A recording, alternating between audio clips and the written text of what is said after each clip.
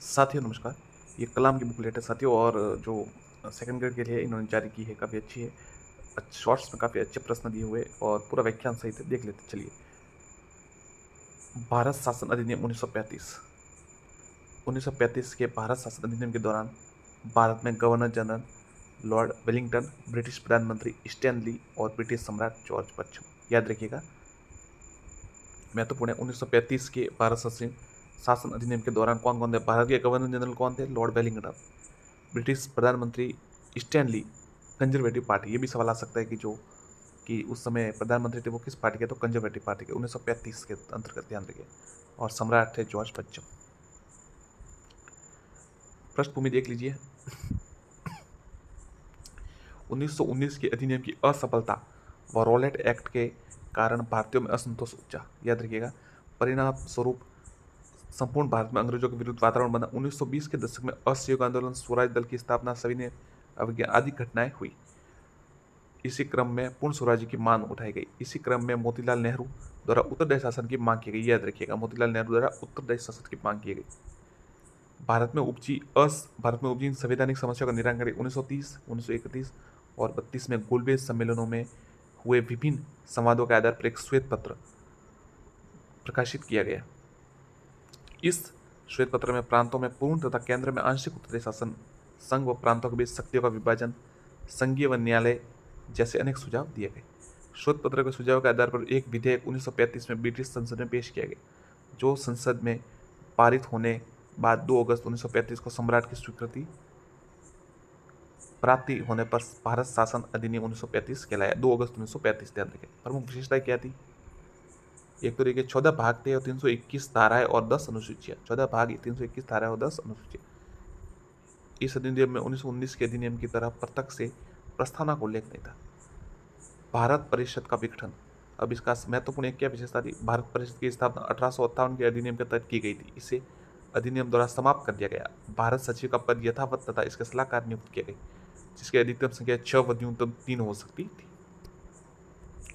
सब ये आ सकता है कि भारत परिषद का विघटन कौन से अधिनियम के तहत किया गया? तो ये 1935 के तहत किया गया। और भारत सचिव का पद वैसा का वैसा रखा गया। संख्या 6 और न्यूनतम 3 थी।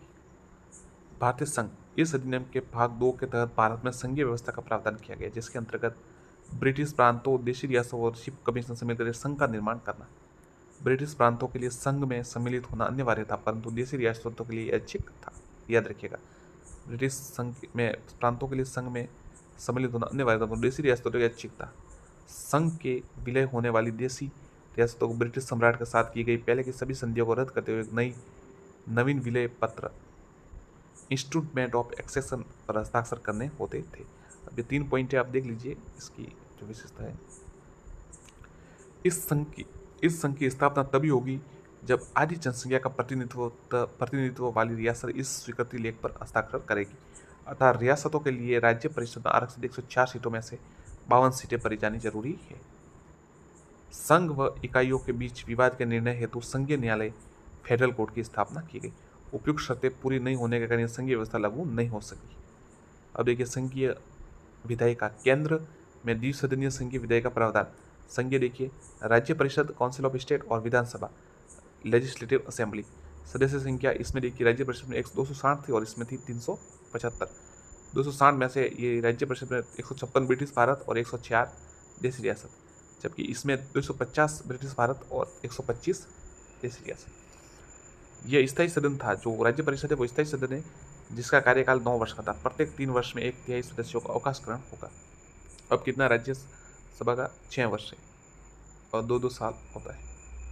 कार्यकाल 5 वर्ष का रहेगा, ये विधानसभा टाइप है। मतलब संघीय विधायिका में स्थानों, सीटों के लिए वितरण में सांप्रदायिक आधार पर असमानता थी। बहुसंख्यक हिंदुओं को 42%, जबकि 24% संख्या वाले मुस्लिम समुदाय के लिए 33% आरक्षित स्थान किए गए।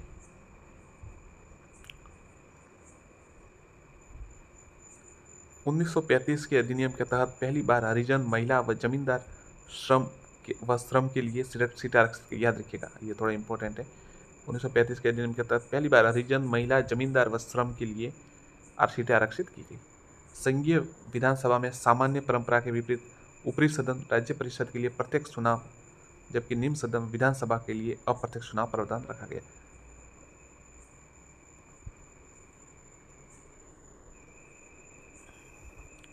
संघीय न्यायालय, इस अधिनियम के तहत देखिए, इसके तहत ही ये संघीय न्यायालय की स्थापना की गई, जिसका अधिकार क्षेत्र प्रांत और रियासतों तक था।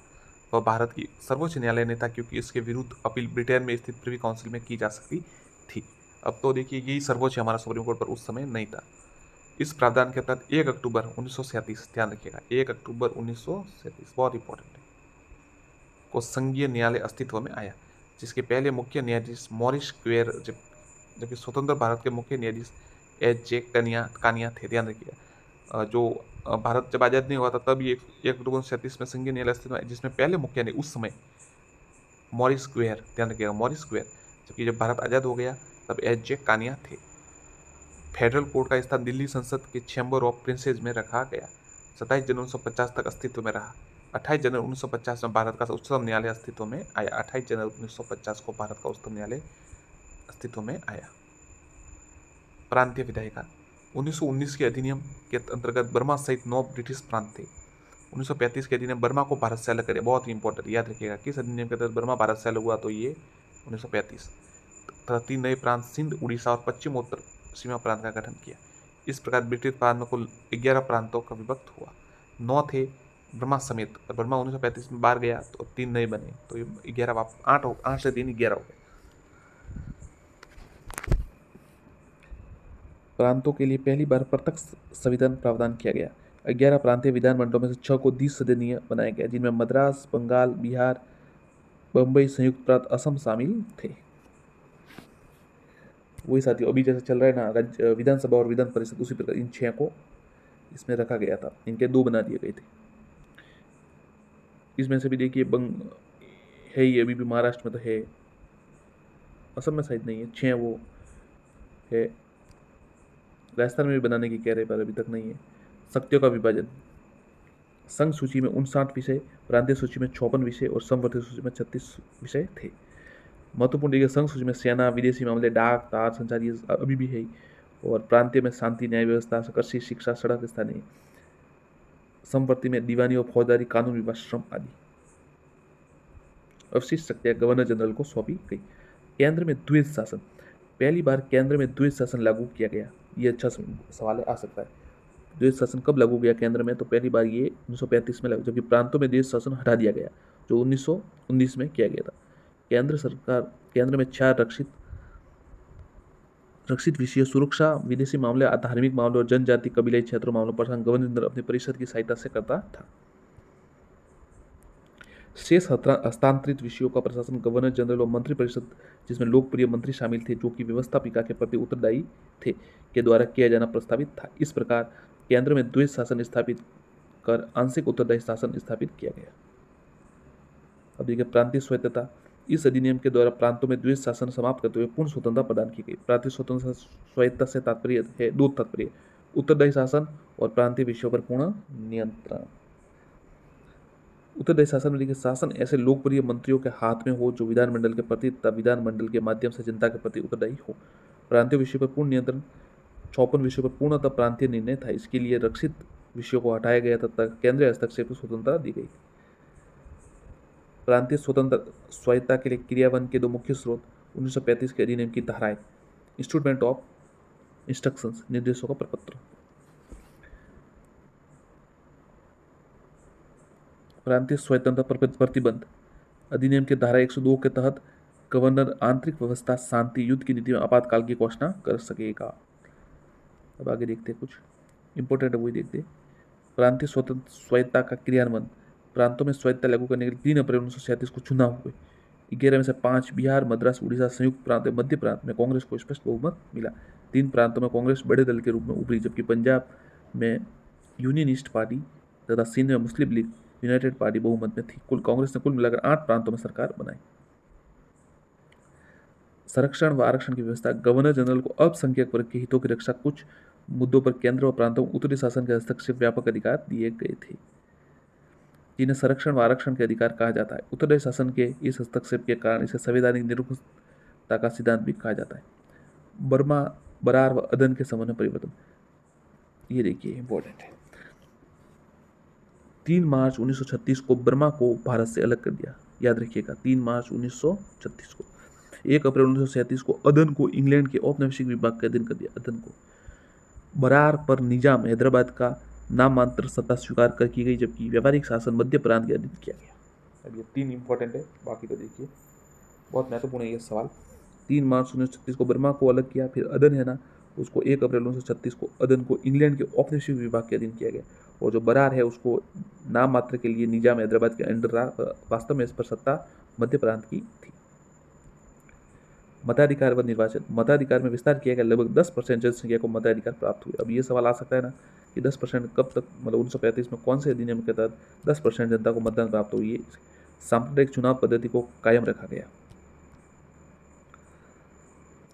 गवर्नर जनरल को वित्तीय सलाहकार, महाधिवक्ता, लोक सेवा आयोग के सदस्य, रेलवे बोर्ड के अध्यक्ष, रिजर्व बैंक ऑफ इंडिया के गवर्नर की नियुक्ति, पदोचित करने का अधिकार था। आरबीआई की स्थापना, ये देखिए आरबीआई की स्थापना अधिनियम 1934 के तहत 1 अप्रैल 1935 की गई, 1 अप्रैल 1935, जबकि भारत शासन अधिनियम 1935 ब्रिटिश संसद में 2 अगस्त 1935 को अधिनियमित हुआ था। अतः आरबीआई की स्थापना भारत शासन अधिनियम 1935 के तहत बताना निराधार है। इस अधिनियम में केवल आरबीआई गवर्नर और डिप्टी गवर्नर की नियुक्ति के अधिकार गवर्नर ने दिए गए थे। तो ये देखिए, अगर ये सवाल आए तो आप समझ सकते हैं कि इसको आप ऐसे कीजिएगा कि अगर आ जाएगा आरबीआई की नियुक्ति किस अधिनियम के अंतर्गत हुई, तो 1934 था, 1935 नहीं था। नोट लगाकर इन्होंने बताया तो सही होगा। देखिए, गवर्नर को विवेकपूर्ण शक्तियाँ, विधेयक की सहमति से इनकार कर सकता है गवर्नर को पारित करने का, ठीक है। अन्य तथ्य देखिए,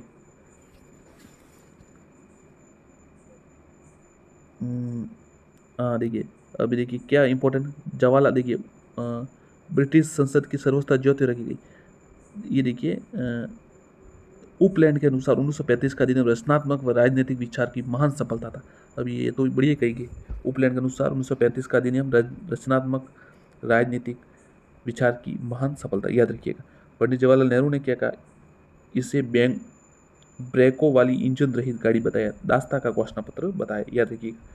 जवाहरलाल नेहरू किसे दास्ता का घोषणा पत्र बनाया 1935 के अधिनियम, और इसे ब्रेकों वाली इंजन रहित गाड़ी कहा गया। सी राजगोपालाचारी ने इसे द्वेष शासन से भी बुरा बताया। एटली ने इसे एक ऐसा जहाज बताया जिसका इंजन गायब था। जिन्ना ने संघ की योजना को बेकार व निदांत व अस्वीकार्य व अति अव्यवहार्य बताया। मदन मोहन मालवीय के अनुसार नया अधिनियम बाह्य रूप से प्रजातांत्रिक प्रतीत होता है, परंतु आंतरिक रूप से पूर्ण खोखला है। अप्रैल 1936 में जवाहरलाल नेहरू की अध्यक्षता में आयोजित लखनऊ अधिवेशन में कांग्रेस ने इसे अस्वीकृत कर दिया। अब देखिए प्रभाव क्या रहे। 1900 देखिए आइवर जेनिक्स ने कहा कि भारतीय संविधान, ये देखिए आइवर जेनिक्स ने कहा कि भारतीय संविधान सीधे तौर पर 1935 के अधिनियम पर आधारित है, पूरा इससे कॉपी, थोड़ा उसने कहा कि इससे ही बेस है पूरा, और ऐसे मिलता भी है बिल्कुल। 1935 के कुछ महत्वपूर्ण प्रावधान जो भारतीय संविधान में लिखे, एक तो संघीय योजना, केंद्र व प्रांतों के बीच शक्तियों का विभाजन, संघ सूची, प्रांतीय सूची, संवत्सरी, ऐसा अभी भी है। केंद्र तथा कुछ राज्यों में द्विसदनीय व्यवस्था, विधान परिषद, विधानसभा वाली, राज्य में संबंधित बहुत से प्रावधान जैसे राज्यपाल से संबंधित अध्यादेश जारी करने की शक्ति, विधेयक पर वीटो आदि। संघीय कानून, राज्य कानून में विशेष की स्थिति, संघीय कानून को मान्यता 1951 के देने की बात की गई, जो 1935 के अधिनियम 107 पर आधारित है। वर्तमान संविधान में राष्ट्रपति द्वारा आपातकाल घोषणा संबंधित 352, 353, 335 के अधिनियम 102 से मिलती जुलती है, और एक राज्य की कार्यपालिका शक्ति का प्रयोग संघीय संसद व कार्यपालिका में निम्नानुसार किया जाएगा। अब ये देखिए जो आज तक सवाल आए ना इंपॉर्टेंट, इसके बारे में वो भी देख लेते हैं। निम्नलिखित में से किस अधिनियम द्वारा भारतीय संघीय न्यायालय की स्थापना की, तो ध्यान रखिएगा भारत शासन अधिनियम 1935। भारत का संघीय न्यायालय निम्न में से किस वर्ष स्थापित हुआ, 1937 में हुआ, ध्यान रखिएगा। निम्नलिखित में से किस अधिनियम में केंद्र में द्वैध शासन प्रणाली को स्थापित किया, द्वैध शासन प्रणाली, भारत शासन अधिनियम 1935। ये सवाल सब आए हुए, मतलब ये सवाल आए हुए, तो आपको याद रखिएगा। निम्नलिखित में से किस अधिनियम द्वारा संवैधानिक निर्मुष्टता का सिद्धांत प्रवर्तित किया गया, 1935 भारत सरकार अधिनियम। निम्न में से एक भारत सरकार अधिनियम 1935 की मुख्य विशेषता नहीं थी, तो याद रखिएगा इस अधिनियम में अखिल भारतीय महासंघ प्रबंध सही है। ये प्रांतीय स्वायत्तता का सूत्रपात का संकेत था। इसने प्रांतीय स्तर पर द्वैध शासन प्रणाली समाप्त कर केंद्र में, बिल्कुल सही है। दूसरा है ना, अवशिष्ट विषय प्रांतीय विधेयकों में आवंटित किए, ये सही नहीं है। निम्न में से किस एक अधिनियम में प्रांतीय संघीय शासन की व्यवस्था थी, तो ये देखिए प्रांतीय संघीय शासन, भारत सरकार अधिनियम 1935। 1935 के अधिनियम द्वारा स्थापित संघ में अवशेष शक्तियाँ किसको दी गई थी? तो गवर्नर जनरल को दी गई थी, बांटी नहीं गई थी। निम्नलिखित में से कौन सा एक भारत शासन ने 1935 में स्वीकार किया हुआ महत्वपूर्ण स्थायी अवयव नहीं है? देश के लिए लिखित संविधान। उस समय ये नहीं था। निम्नलिखित अधिनियम में से किस अधिनियम के फलस्वरूप बर्मा, तो आपको पता ही होगा 35 गवर्नर ऑफ इंडिया एक्ट 1935 के तहत इसको अलग किया। बारगर सार शासक अधिनियम 1935 में लिखित किस रिपोर्ट पर आधारित था? ये साइमन कमीशन पर आधारित था।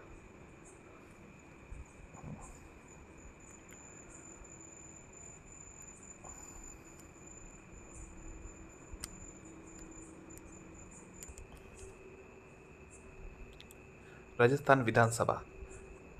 विधानमंडल का उल्लेख संविधान के भाग 6, ध्यान रखिएगा, देखिए इंपॉर्टेंट आपको बताऊंगा मैं। विधानमंडल का उल्लेख है संविधान में भाग 6 अनुच्छेद 168 से 212 के अंतर्गत किया गया है। ध्यान रखिएगा, विधानमंडल संविधान के भाग 6 अनुच्छेद 168 से 212। अनुच्छेद 68 क्या कहता है? देखिए, प्रत्येक राज्य का एक विधानमंडल होगा जो राज्यपाल तथा कुछ राज्यों के 2 सदनों तथा शेष राज्यों में एक सदन से मिलकर बनेगा। प्रत्येक राज्य में विधानमंडलों में 2 सदनों का होना आवश्यक नहीं है। विधानमंडल देखिए, राज्यपाल प्लस विधान परिषद प्लस विधानसभा, राज्यपाल प्लस विधानसभा, ऐसा भी हो सकता है। विधानमंडल के 2 सदनों में एक उच्च सदन विधान परिषद तथा दूसरा निम्न सदन विधानसभा होता है। राजस्थान में केवल एक ही है विधानसभा। हालांकि राजस्थान राज्य सरकार विधान परिषद के गठन के लिए 18 अप्रैल 2012 को एक प्रस्ताव पारित किया। 6 अगस्त 2013 को राज्यसभा में राजस्थान विधान परिषद का विधेयक पेश किया।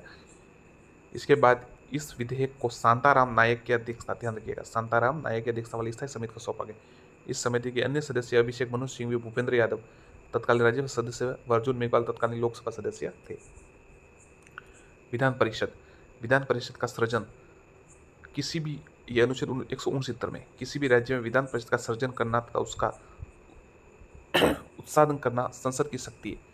संसद ऐसा साधारण बहुमत से प्रस्ताव पारित करके कर सकती है, लेकिन संसद ऐसा प्रस्ताव केवल तभी पारित करती है जब उस राज्य के विधानसभा ने विशेष बहुमत से प्रस्ताव पारित कर इसे संसद को सिफारिश की हो। अब देखिए, विधान परिषद का गठन अनुच्छेद 171। विधान परिषद में अधिकतम संख्या उस राज्य की विधानसभा की कुल सदस्यों की संख्या 1/3 के बराबर हो सकती है, जबकि न्यूनतम 40 हो सकती है। तो जैसे राजस्थान में 200 तो 1/3 66 होगा। भारत में वर्तमान में 6 है, देखिए ये रख लीजिए आप, ये मैंने कह रहा था। एक तो उत्तर प्रदेश है, एक महाराष्ट्र है, एक बिहार है, एक कर्नाटक है, आंध्र प्रदेश और तेलंगाना, ये है। इसका एक शॉर्ट फॉर्म था, मैं आपको बता देता हूँ, मुझे याद था, शायद वापस बनाना पड़ेगा, अभी बना देते। कुछ ऐसा था, क्या था कुछ, चलिए बताऊंगा मैं आपको वापस, पर आप याद कीजिए। उत्तर प्रदेश, महाराष्ट्र, बिहार, कर्नाटक, आंध्र प्रदेश, तेलंगाना। उत्तर प्रदेश, महाराष्ट्र, बिहार, कर्नाटक, आंध्र प्रदेश, तेलंगाना, ये 6 हैं। राजस्थान में विधानसभा की वर्तमान संख्या 200 है, अतः प्रस्तावित विधानसभा के अधिकतम सदस्य संख्या 66 होगी। ये ध्यान रखिए, ये सवाल आया था पहले एक बार, वापस आ सकता है, तो ये आप थोड़ा याद रखिएगा। हाँ, ऐसा था, देखिए, आंध्र प्रदेश का आ, फिर महाराष्ट्र का म, ऐसा कुछ था, आम, आम, और फिर कुछ था यार, याद नहीं आ रहा सर, माफ़ कीजिएगा साथियों, वापस मैं आपको ऐसा कुछ देखा था मैंने, तो याद रखिएगा, उत्तर प्रदेश, महाराष्ट्र, बिहार, कर्नाटक, आंध्र प्रदेश और तेलंगाना।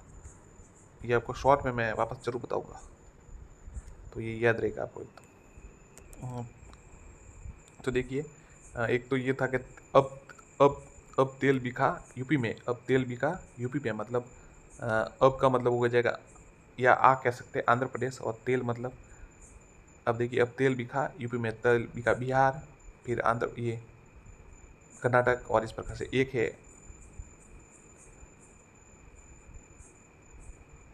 एक था अब तुम करना जरा, ऐसा कुछ था, तो वही 6 ये हो जाते हैं, आप याद रखिएगा। राजस्थान में विधानसभा की वर्तमान संख्या 200 है, तो पता। अब देखिए, निर्वाचन। विधान परिषद में कुल सदस्य संख्या 5/6 सदस्य निर्वाचित होते तथा 1/6 मनोनीत होते, याद रखिएगा।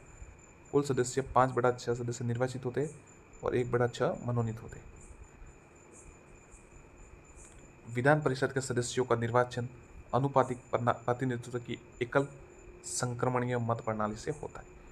किससे होता है इसका निर्वाचन? अनुपातिक प्रतिनिधित्व की एकल संक्रमणीय मत प्रणाली से। विधानसभा के सदस्यों द्वारा निर्वाचित 1/3 सदस्यों का निर्वाचन खुले मतदान प्रणाली से तथा शेष सदस्यों का निर्वाचन गुप्त मतदान प्रणाली से होता है।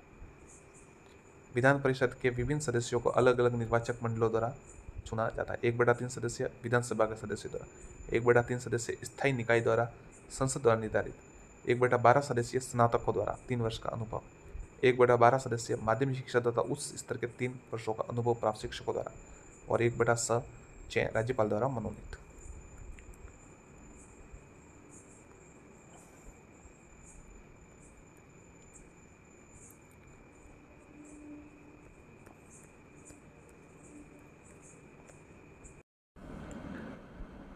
साथियों नमस्कार। साथियों, जैसा कि आपको पता है सेकंड ग्रेड परीक्षा जो है पेपर है वो आने वाला है वापस, प्रथम पेपर वापस हो रहा है और साथ में आरएस परीक्षा भी है, उनके लिए भी ये महत्वपूर्ण होगा। ये कलाम टास्क बुकलेट है, इन द्वारा जारी की गई है कलाम कोचिंग, अच्छी नोट्स है, आप देख सकते हैं अगर चाहे तो, और जल्दी से ये सिलेबस आपका कवर भी करवा देगा। चलिए शुरू करते हैं। देखिए, भारत शासन अधिनियम 1919 के मेन पॉइंट्स देख लेते हैं। अगस्त घोषणा 20 अगस्त 1917 के पश्चात मॉन्टेस्क्यू के साथ उच्च स्तरीय दल तत्कालीन भारतीय राजनीतिक परिस्थितियों की स्थिति का अध्ययन करने भारत आया। इस दल के अध्ययन के आधार पर जुलाई 1918 में मॉन्टेस्क्यू चेम्सफोर्ड रिपोर्ट प्रकाशित हुई और ये रिपोर्ट 1919 भारत शासन अधिनियम का आधार बनी। तो एक तो ये अगस्त घोषणा का ध्यान रखिएगा, 20 अगस्त 1917। फिर आगे देखिए, इस अधिनियम के पारित होने के समय भारत के सचिव मॉन्टेग्यू थे। ये ध्यान रखिएगा, जो ये भारत शासन अधिनियम 1919 हुआ उस समय भारत के सचिव मॉन्टेग्यू थे, तब वाइसराय चेम्सफोर्ड थे। अतः इसे मॉन्टेस्क्यू चेम्सफोर्ड सुधार कहा जाता, 1919 के नाम से जाना जाता है। ये आप थोड़ा ध्यान रखिए। संसद के पारित होने के बाद ये अधिनियम 23 दिसंबर 1919 को लागू हुआ। ये ध्यान रखिए, 23 दिसंबर 1919 को ये संविधान, ये आपका जो है भारत शासन अधिनियम लागू हुआ।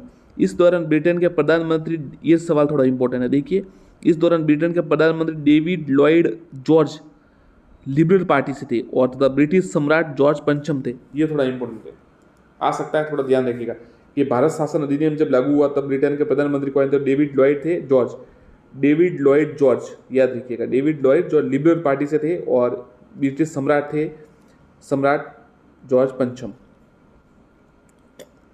अगला देखते हैं।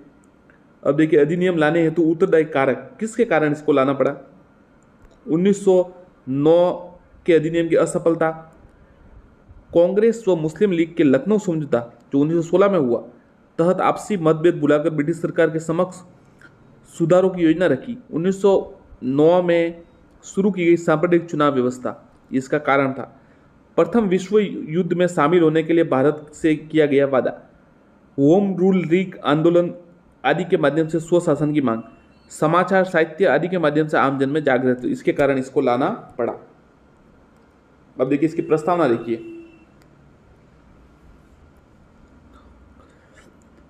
प्रशासन में भारतीय संपर्क बढ़ाया जाए, भारत ब्रिटिश साम्राज्य का अभिन्न अंग बना रहेगा, भारत में स्वशासन की संस्थाओं तो उत्तरदायी शासन की स्थापना का काम धीरे धीरे व क्रमिक रूप से होगा, प्रांतीय मामलों में प्रांतीय सरकारों को केंद्रीय नियंत्रण से मुक्त करने का प्रयास किया जाएगा। इसकी प्रस्तावना ये थोड़ा देख लीजिए आप, 4 आ जाता है कि भाई इसमें से कौन सा गलत है सही है, तो ये थोड़ा ध्यान रखिएगा।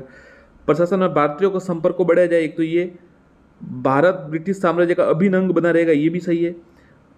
भारत में स्वशासन की संस्थाओं को उत्तरदायी शासन की स्थापना का काम धीरे धीरे क्रमिक रूप से होगा और प्रांतीय मामलों प्रांतीय सरकारों और केंद्रीय नियंत्रण से मुक्त रखने का प्रयास किया जाएगा। अगला देखिए, अब इसकी विशेषताएं जो इसका मेन पार्ट है, ये थोड़ा ध्यान रखिएगा। ध्यान रखने योग्य ये, एक तो देखिए जो उस समय प्रधानमंत्री कौन था और शासक कौन था ब्रिटेन का, ये भी इंपॉर्टेंट है, तो ये आप थोड़ा ध्यान, ये देखिए 1919 अधिनियम की विशेषताएं। भारत परिषद में परिवर्तन, भारतीय उपनिषद के मामलों को देखने के लिए ब्रिटिश में स्थित मंत्रिमंडल में एक मंत्री होता था, वह भारत सचिव कहलाता था। उसका एक परिषद होता था जिसे भारत परिषद कहा जाता था। इस परिषद को होने वाला व्यय भारत पर पारित होता था। 1919 के अधिनियम के तहत भारत परिषद और भारत सचिव के संबंध में किए गए परिवर्तन, देखिए क्या परिवर्तन किया, ये इंपॉर्टेंट है। अब देखिए उन्होंने क्या परिवर्तन किया। भारत परिषद के सदस्यों की संख्या कम की गई, न्यूनतम 8 व अधिकतम 12 सदस्य हो गए। पहले ये 12 और 14 थे, ये ध्यान रखिएगा। अब 8 और 12, पहले 12 और 14। निम्न में जिनमें से आधे सदस्य ऐसे हो गए जो 10 वर्ष तक भारत में रह चुके हो तथा हाल ही में भारत छोड़ा हो, मतलब 10 साल तक रहे हो और फिर भारत छोड़ दिया हो। भारतीय सदस्यों की संख्या बढ़ाकर 3 कर दी गई। कार्य, ये थोड़ा इंपॉर्टेंट है, भारतीय सदस्यों की संख्या बढ़ाकर 3 की गई। कार्यकाल 7 वर्ष से घटाकर 5 वर्ष किया गया। जो उसका कार्यकाल था वो 7 से घटाकर 5 किया गया। भारत सचिव व परिषद पर होने वाला खर्च ब्रिटिश बजट पर भारित होगा। पहले भारत पर होता था। अब ये दूसरा एक देखिए, भारत सचिव को यह अधिकार दिया गया कि भारत के लिए एक महालेखाकार परीक्षक CAG जो भी है को नियुक्त कर सकता है। भारत सचिव का भारत की केंद्रीय व प्रांतीय सरकारों के लिए एक एजेंसी के रूप में कार्य करना पड़ता।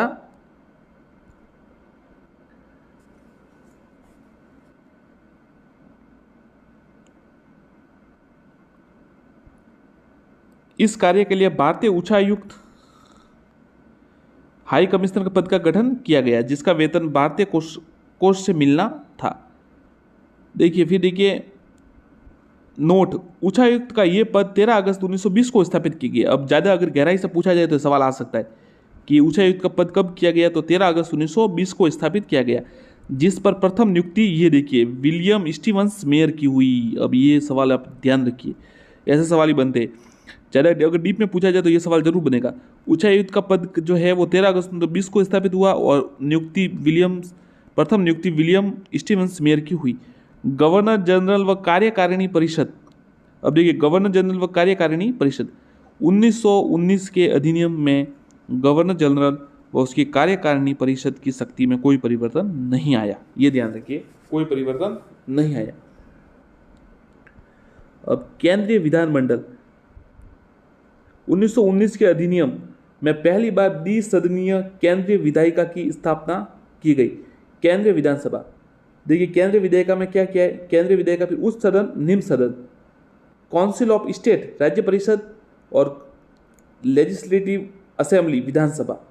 सदस्य संख्या देखिए काउंसिल ऑफ स्टेट राज्य परिषद की सदस्य संख्या 60 थी, उसमें मनोनीत 27 थे और निर्वाचित थे 33। मनोनीत 27 और निर्वाचित 33। और जो लेजिस्लेटिव असेंबली मतलब विधानसभा थी उसमें सदस्य थे 145, मनोनीत 41 और निर्वाचित 104। और इसमें से सामान्य 52, सांप्रदायिक चुनाव क्षेत्र 32 और विशेष चुनाव क्षेत्र 20। और सामान्य सांप्रदायिक में भी 30 मुस्लिम और 2 सिख। केंद्रीय विधानसभा का कार्यकाल 3 वर्ष तथा राज्य परिषद का कार्यकाल 5 वर्ष निर्धारित किया गया। वायसराय को केंद्रीय विधायिका के किसी भी सदन को सामान्य कार्यकाल समाप्ति से पूर्व ही भंग करने का अधिकार दिया गया था। अब थोड़ा इंपॉर्टेंट है वही इसमें देखते हैं। 1909 के मार्लियामेंटो सुधार में मुसलमानों के लिए पृथक सांप्रदायिक 1909 ध्यान रखिएगा, मुसलमानों के लिए पृथक सांप्रदायिक चुनाव प्रणाली लागू की गई थी। 1919 के अधिनियम में इस प्रणाली का विस्तार करते हुए सिखों व आंग्ल भारतीयों के लिए भी अलग से किया गया।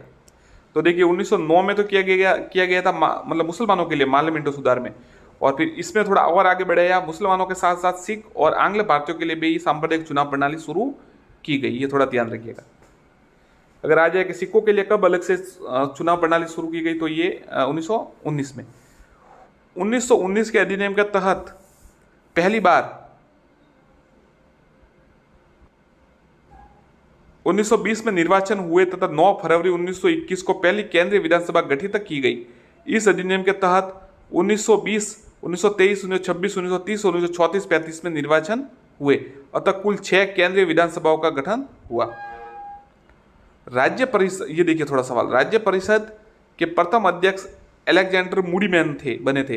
विधानसभा के प्रथम स्पीकर फ्रेडरिक व्हाइट तथा डिप्टी स्पीकर सच्चिदानंद सिन्हा थे। ये नरेश मंडल, ये सवाल कई बार आता है, ये ध्यान रखिएगा। भारत के 2 भाग थे, एक जिस पर अंग्रेजों का प्रत्यक्ष नियंत्रण, दूसरा रियासत भाग था जिस पर नरेशों का शासक, नरेश मतलब राजा। इन नरेशों पर अपने नियंत्रण को मजबूत करने के लिए 1919 के अधिनियम के तहत नरेश मंडल की स्थापना का सुझाव दिया। 9 फरवरी 1921 को दिल्ली में नरेश मंडल की स्थापना की गई। इस मंडल के सदस्यों की संख्या 121 थी, जिसके अध्यक्ष वाइसराय था। अब ये थोड़ा इंपॉर्टेंट है, जो नरेश मंडल है इसके देखिए कब स्थापना हुई, ये 9 फरवरी 1921 को हुई और दिल्ली में इसकी स्थापना हुई। कुल सदस्य कितने थे? 121 और वाइसराय इसका अध्यक्ष होता था। केंद्रीय व प्रांतीय विषयों का बंटवारा, इस अधिनियम के तहत केंद्रीय व प्रांतीय सरकार के बीच शक्तियों का विभाजन किया गया। विषयों का बंटवारा, केंद्रीय विषय कुल 47, प्रांतीय विषय कुल 50, ये ध्यान रखिएगा। अब भारत में द्वैध शासन, ये देखिए 1919 के अधिनियम का महत्वपूर्ण, ये सवाल सेकंड ग्रेड में कई बार आ चुका है, वापस भी आएगा, आप ध्यान रखिएगा इसका। 1919 के अधिनियम का महत्वपूर्ण प्रभाव प्रांतीय ढांचे पर पड़ा। इसके अंतर्गत पहली बार सभी 9 प्रांतीय में आंशिक रूप से उत्तरदायी शासन व द्वैध शासन डायरकी की स्थापना की गई।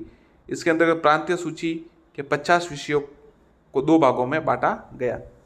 इसमें संरक्षित विषय और हस्तांतरित विषय, संरक्षित विषय 22 और हस्तांतरित विषय 28।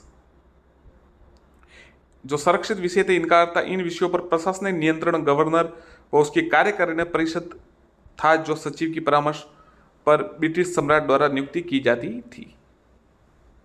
और हस्तांतरित विषय ट्रांसफर, मतलब इस विषयों पर नियंत्रण लोकप्रिय मंत्रियों जिनमें भारतीय शामिल थे को सौंपा गया था। जैसे इनमें कौन थे? शिक्षा, स्वास्थ्य, चिकित्सा, कृषि, स्वशासन आदि। प्रांतों में द्वैध शासन को डायरकी भी कहा जाता है, जो एक ग्रीक शब्द है, इसका ध्यान रखिएगा, ग्रीक शब्द से बना है। भारत में 1919 के अधिनियम के प्रावधानों के अनुरूप 1 अप्रैल 1921 से प्रांतों में द्वैध शासन प्रारंभ हो गया। 1 अप्रैल 1921 से, जो बंगाल व मध्य प्रांत को छोड़कर सभी प्रांतों में 1937 तक चला, ये ध्यान रखिएगा। 1 अप्रैल 1921 से शुरू हुआ और बंगाल और मध्य प्रांत को छोड़कर शेष सभी में 1937 तक चला। प्रांतीय प्रांतीय विधान मंडल अब अतिरिक्त सदस्यों निर्मित न होकर 3 वर्ष के लिए चुनी गई एक सदनीय स्वतंत्र संवैधानिक संस्था बन गई, जिसकी अध्यक्षता गवर्नर के हाथों से निकलकर निष्पक्ष पीठासीन अधिकारियों के पास चली गई। केंद्र में अनुत्तरदायी शासन, इस अधिनियम के द्वारा प्रांतों में आंशिक रूप से उत्तरदायी शासन की स्थापना की गई, लेकिन केंद्रीय स्तर पर पहले की तरह अनुत्तरदायी शासन रहा।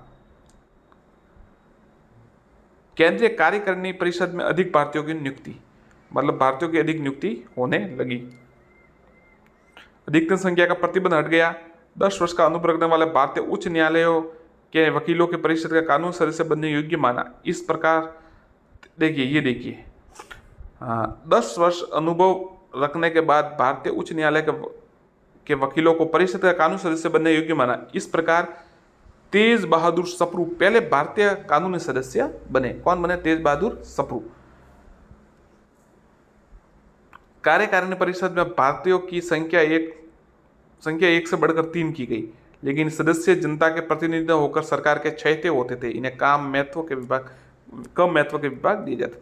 अब विकेंद्रीकरण को बढ़ावा, इस अधिनियम में पहली बार केंद्रीय बजट को राज्यों के बजट से अलग किया गया था। अतः प्रांतों को पहली बार ऋण लेने व कर लगाने की अधिकार दिया गया। मताधिकार निर्वाचन, प्रत्येक निर्वाचन प्रक्रिया प्रारंभ की गई।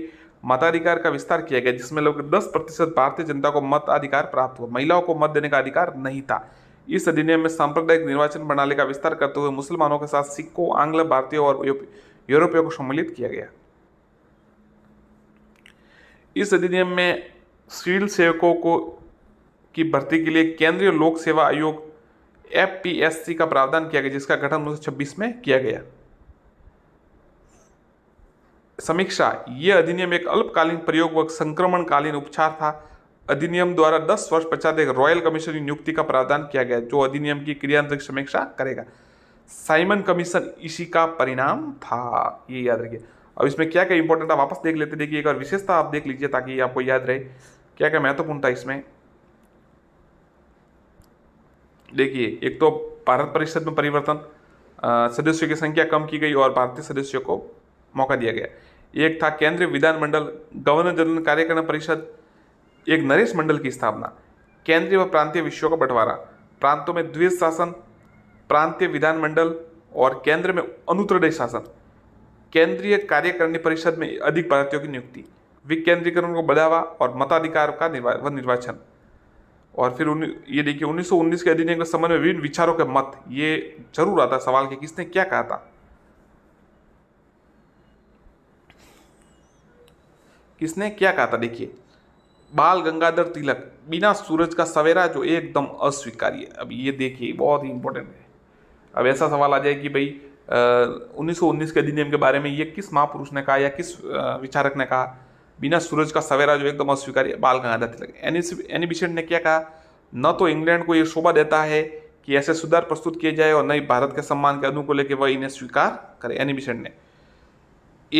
एनसी केलकर, ये भारतीय नेताओं को उनके ही रस में डुबो देने का एक दुष्ट प्रयास था। क्या डायलॉग मारा है, देखिए नहीं, अच्छा का नहीं, काफी अच्छा। इससे विचार मतलब बहुत गजब के विचार है, आप देख सकते हैं। काफी अच्छा डायलॉग है ये, मतलब अच्छा एक सोचा समझा कि ये भारतीय नेताओं को उनके ही रस में डुबो देने का दुष्ट प्रयास है। मतलब आप समझ सकते हैं कि इंग्लिश जो सरकार थी उस समय, ब्रिटिश, वो किस प्रकार से मतलब प्लानिंग करते थे। डॉक्टर सुब्रमण्यम अय्यर ने भारतीयों को यह सलाह दी कि उन्हें अफीम दी जा रही है, वे इन्हें स्पर्श न करें। क्या देखिए ये भी कितना सही कहा, मतलब बिल्कुल साफ पता चलता है कि इतना कोई इसमें दम नहीं था।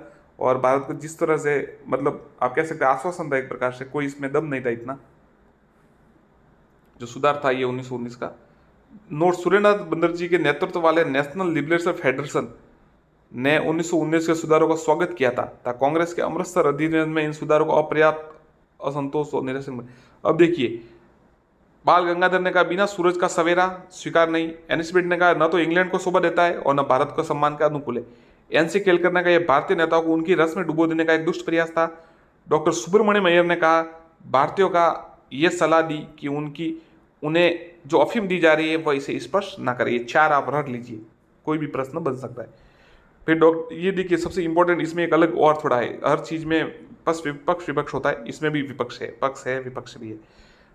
सुरेंद्रनाथ बनर्जी के नेतृत्व वाले नेशनल लिबरल फेडरेशन, ध्यान रखिएगा, 1919 के सुधारों का स्वागत किया। और पर कांग्रेस का जो अमृतसर अधिवेशन था उसमें इन सुधारों को अपर्याप्त, असंतोष पर निराशाजनक बताया। आगे देखते हैं आरपीएससी का।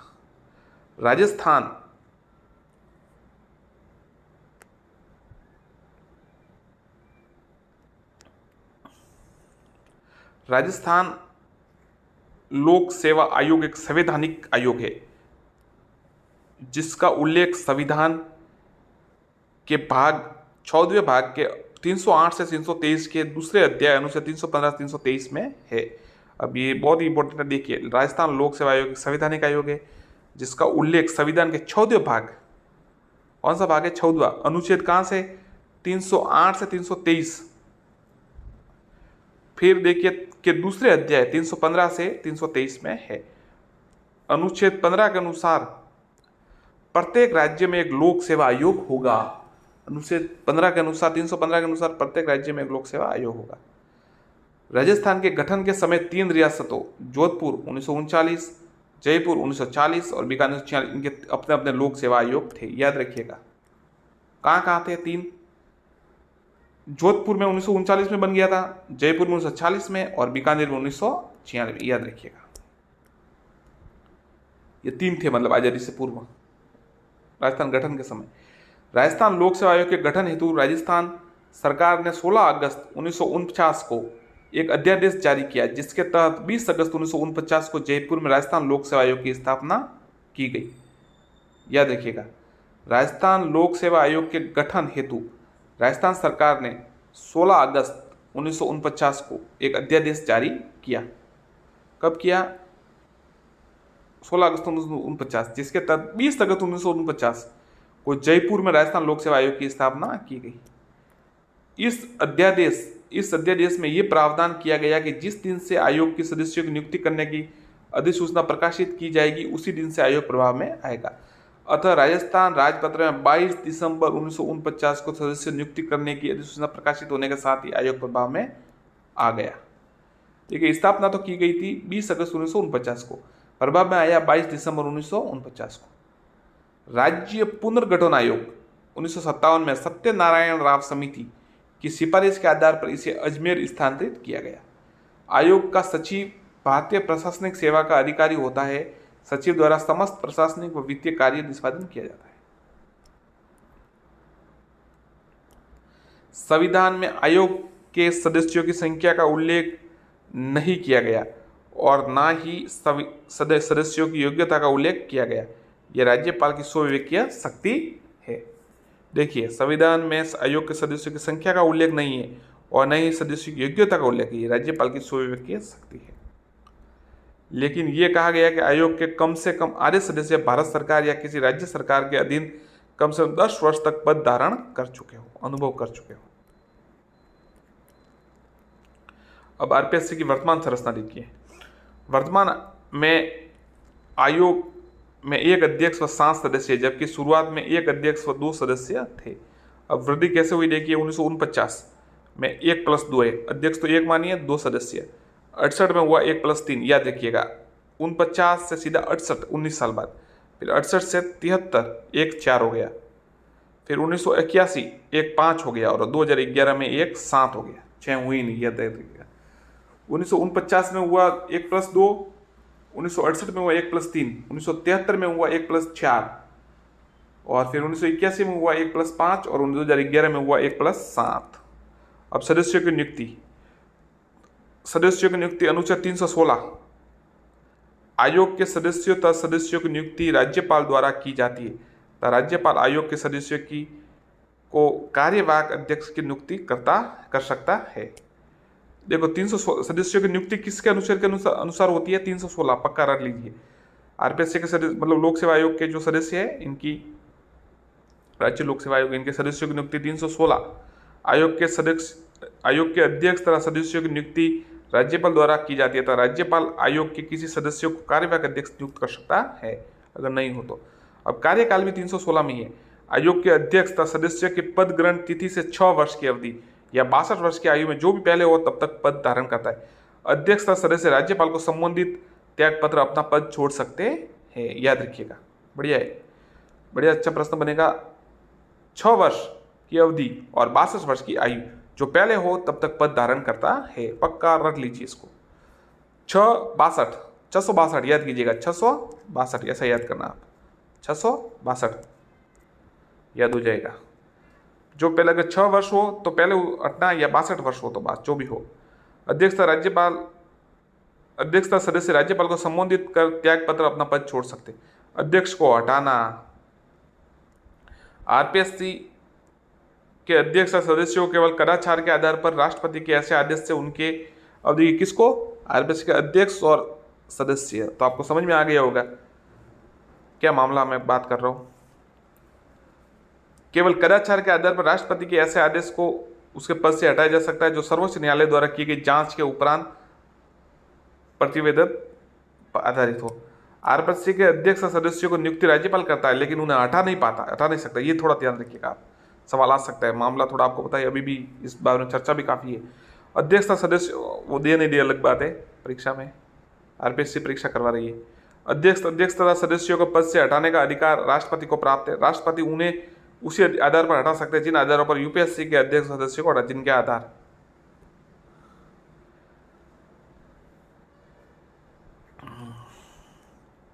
लोक सेवा आयोग के कार्यों का विस्तार। अब थोड़ा इधर, हाँ देखिए, अब माफ कीजिएगा, इधर देखिए कि इनको हटाने का आधार क्या है। अगर उसे दिवालिया घोषित कर दिया जाता है या मानसिक शारीरिक रूप से अक्षम हो जाए, अपनी पदावधि के दौरान उसने पदों के कर्तव्यों के बाहर के संवेदन नियोजन में लगा हो। इसके अलावा राष्ट्रपति आरपीएससी के अध्यक्ष व सदस्यों को कदाचार के कारण भी हटा सकता है, लेकिन कदाचार मामले में राष्ट्रपति उच्चतम न्यायालय का सलाह करता है। अब देखिए, सदस्यों की सेवा शर्तों का निर्धारण 318 में। आयोग के अध्यक्ष तथा सदस्यों की सेवा शर्तों का निर्धारण राज्यपाल करता है।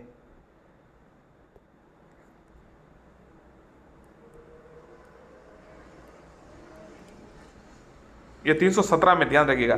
कार्यकाल और जो नियुक्ति है ये 316 में, अध्यक्ष को पद से हटाना 317 में, और 18 में देखिए क्या है, उसके सदस्यों की सेवा शर्तों का निर्धारण। आयोग के अध्यक्ष तथा सदस्यों को सेवा शर्तों का निर्धारण राज्यपाल करता है। आयोग के सदस्यों की संख्या निर्धारित करने का अधिकार भी राज्यपाल को होता है। नियुक्ति के पश्चात इनकी सेवा शर्तों में कोई अलाभकारी परिवर्तन नहीं किया जाता। अब सदस्य न रहने पर अन्य पद धारण करने पर प्रतिबंध 319 देखिए। आरपीएससी के अध्यक्ष और सदस्य यूपीएससी का अध्यक्ष या सदस्य के रूप में किसी अन्य राज्य लोक सेवा के अध्यक्ष के रूप में नियुक्ति होने का पात्र हुआ, किंतु भारत सरकार या किसी राज्य सरकार के अधीन किसी अन्य पद के पात्र नहीं हो।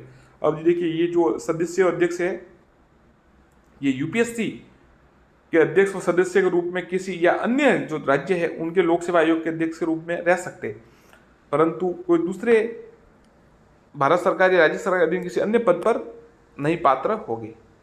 आरपीएससी राजस्थान का सबसे बड़ा भर्ती अभिकरण है। ये विभिन्न प्रकार की भर्तियों का आयोजन करता है, ये साक्षात्कार का आयोजन करता है, ये राज्य सेवा की भर्तियों से संबंधित नियम बनाता है, तो राज्यपाल का निर्देशित किसी विषय पर सलाह देता है।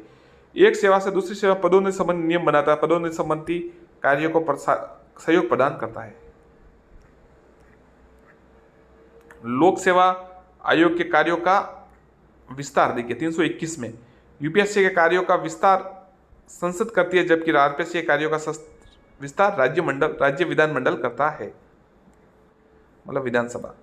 आयोग के व्यय देखिए 322, आरपीएससी के समस्त व्यय तो इसके अध्यक्ष सदस्यों का वेतन भत्ते पेंशन राज्य के संचित निधि पर, राज्य के संचित निधि ध्यान रखिएगा, आरपीएससी का समस्त व्यय व इनके अध्यक्ष व सदस्यों के वेतन भत्ते पेंशन राज्य के संचित निधि पर आश्रित होते हैं। आरपीएससी प्रतिवर्ष अपने कार्यों की रिपोर्ट राज्यपाल को सौंपता है, तो राज्यपाल रिपोर्ट को इस राज्य मंडल में विधानमंडल में रखवाता है। विशेष तथ्य, अब देखिए बहुत ही इंपॉर्टेंट, ये सवाल आ चुका है, वापस आएगा। आरपीएससी के प्रथम अध्यक्ष एसके घोष, एसके घोष पूरा नाम आप कमेंट कीजिए, एसके घोष का पूरा नाम कमेंट कीजिए। आरपीएससी के वर्तमान अध्यक्ष संजय कुमार श्रोत्री 38वें, याद रखिएगा 38वें। आरपीएससी के वर्तमान सचिव हरजीलाल अटल, हरजीलाल अटल। आरपीएससी के सबसे लंबी अवधि तक रहने वाले अध्यक्ष डीएस तिवारी, देखिए पहले तो एसके घोष थे, वर्तमान संजय कुमार श्रोत्री है। आरपीएससी के सबसे लंबे समय तक अध्यक्ष रहे डीएस तिवारी। अध्यक्ष के रूप में न्यूनतम कार्य बीएल रावत 34 दिन, बीएल रावत सबसे कम, फिर एसके घोष 35 दिन जो पहले थे ना वो, और पीएस यादव 37 दिन। आयोग के प्रथम अल्पसंख्यक अध्यक्ष मोहम्मद याकूब। आयोग के प्रथम कार्यवाहक अध्यक्ष एल कुरजोशी 1958 से 60।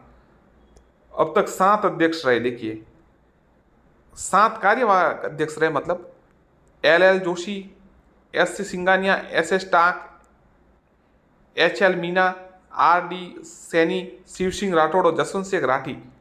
कार्यवाहक अध्यक्ष सबसे छोटा जो जसवंत सिंह राठी है, इनका कार्यकाल कार्यवाहक के रूप में सबसे छोटा 15 दिन का रहा।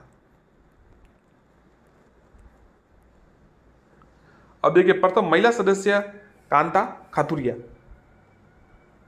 राज्य के मुख्य सचिव जो आरपीएससी के सचिव रहे एसटी उज्ज्वल राज्य के मुख्य सचिव रहे और आरपीएससी के सदस्य भी रहे। आरपीएससी के एकमात्र अध्यक्ष जो आरपीएससी सचिव भी रहे नंद किशोर बैरवा, अध्यक्ष भी रहे और सचिव भी रहे नंद किशोर बैरवा। आरपीएससी के एकमात्र अध्यक्ष जो राजस्थान उच्च न्यायालय के चीफ जस्टिस एसके घोष जो पहले रहे।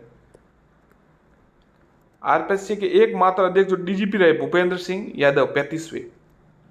आरपीएससी के वह अध्यक्ष जो बाद में केंद्रीय मंत्री है सीआर चौधरी। आरपीएससी के सदस्य जो अन्य सेवाओं में रहे, देखिए श्री रघुकुल तिलक वाइस चांसलर राजस्थान के राज्यपाल, श्री दुलेश्वर मीणा भूतपूर्व सांसद, श्री एनएल जैन भूतपूर्व विधानसभा सदस्य, श्रीमती कांता खातुरिया एक्स एमएलए, श्रीमती कमला भील राजस्थान सरकार भूतपूर्व राज्य मंत्री, श्री ओपी गुप्ता भूतपूर्व मुख्य सचेतक राजस्थान के विधानसभा। आरपीएससी अध्यक्ष व सदस्य के रूप में महिलाएं बनी, अब तक एक भी महिला अध्यक्ष नहीं बनी, और सदस्य 7 महिलाएं जो है वो सदस्य रहे। अब इसमें से आ सकता है कि भाई कौन सी महिला जो नहीं रही। श्रीमती कांता खातुरिया, देखिए कौन कौन रहे, कांता खातुरिया, श्रीमती कमला भील, श्रीमती प्रकाशवती शर्मा और श्रीमती दिव्या सिंह। पद से इस्तीफा कांता खातुरिया ने दिया, इन्होंने ये यूपीएससी के सदस्य बनी। शिवपाल सिंह नांगल ने दिया, श्रीमती दिव्या सिंह ने दिया। श्याम सुंदर शर्मा सदस्य पद से इस्तीफा देकर अध्यक्ष बने, ये थोड़ा अच्छा है। श्याम सुंदर शर्मा जी ये श्री देखिए इन्होंने सदस्य पद से इस्तीफा देकर अध्यक्ष बने। कांता खातुरिया जी यूपीएससी की सदस्य बनी। शिवपाल जी नांगल इन्होंने दिया और श्रीमती दिव्या सिंह ने भी दिया इस्तीफा। आरपीएससी के सदस्य जो बाद में यूपीएससी के सदस्य बने, आ सकता है बिल्कुल। कांता खातुरिया राजस्थान महिला आयोग के अध्यक्ष भी रही। और प्रकाशपति शर्मा।